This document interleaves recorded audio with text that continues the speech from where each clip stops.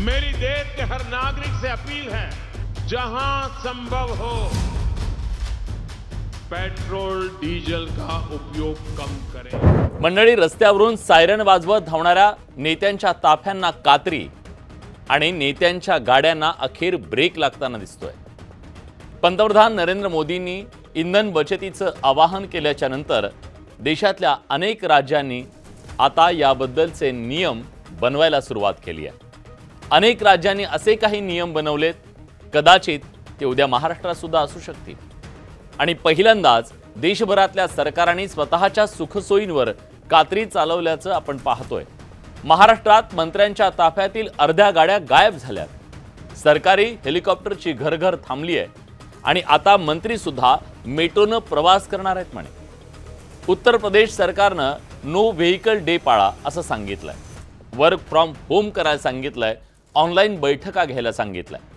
हिमाचल प्रदेश तर आणखी एक पाऊल पुढे गेलंय। पेट्रोल मुक्त रविवार त्यांनी घोषित केलाय। राजस्थानात सरकारी गाड्यांवर आता बंदी घालण्यात आली आहे। दिल्लीनं तर थेट संदेश दिलाय, देशासाठी थोडं स्वतःला बदलूया। 2 दिवस वर्क फ्रॉम होम, सोमवारी फक्त मेट्रो, सरकारी गाड्यांच्या इंधनात 20% कात्री, नवीन वाहन खरेदीवर बंदी, अशा प्रकारचे निर्णय दिल्ली सरकारनं घेतले। परदेश दौरे बंद। आता प्रश्न फक्त पेट्रोलचा नाहीये, प्रश्न आहे मानसिकतेचा।